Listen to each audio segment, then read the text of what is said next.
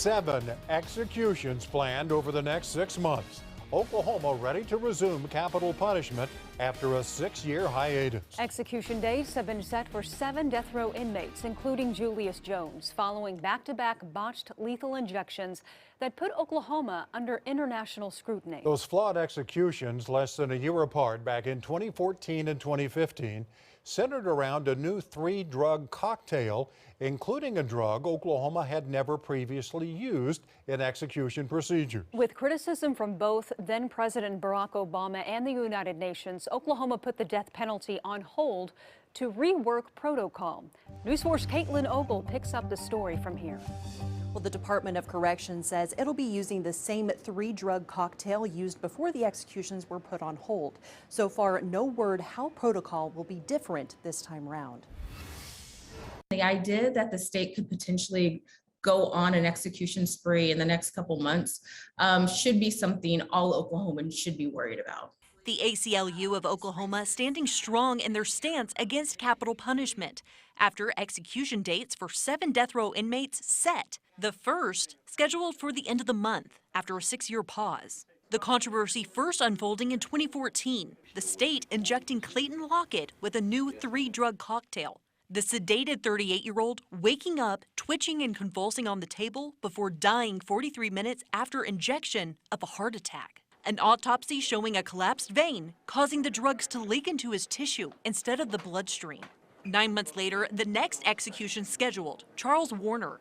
However, a drug mix-up caused the 47-year-old to be given potassium acetate rather than potassium chloride. Warner is reported to have said, quote, "My body is on fire," before dying 18 minutes later. An investigation later finding a series of flaws in Oklahoma's execution protocols. And since the moratorium on executions, the state really hasn't done anything to ensure and inspire a confidence that they aren't going to perform any botched executions like the last last 2 that were done. Those drugs are actually verified at each step of the process from the point in time that they're received, where we're receiving them from, up through every person that handles those. It's validated to the point that the drugs are actually loaded in the syringes. That statement from 2020.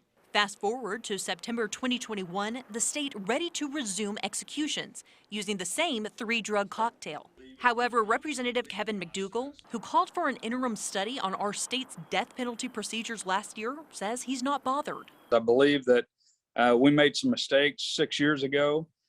They've gone through training. They've got new personnel now, and I believe it'll be administered properly.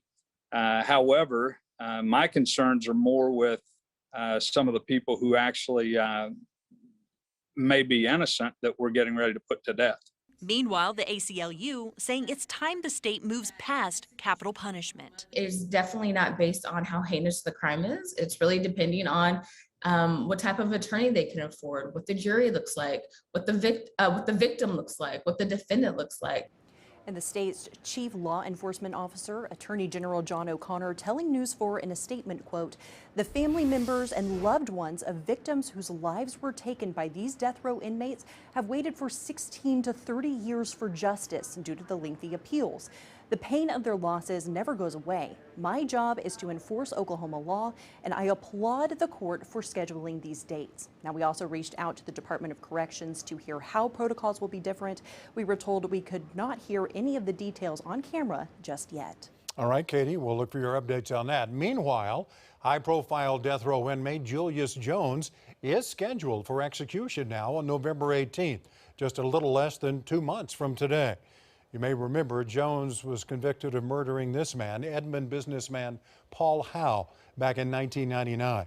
Howe died in the driveway of his parents' home in front of his 2 young children. Jones has been in the news recently because just last week, the State Pardon and Parole Board recommended his death penalty be taken off the table and Jones be given life in prison with the possibility of parole instead. But it's now up to Governor Kevin Stitt to decide what happens next in that case. In a new statement, Jones's attorney said in part, quote, "It is our hope the governor adopts the board's recommendation and commutes Julius's death sentence. Oklahoma must not allow an innocent man to be executed.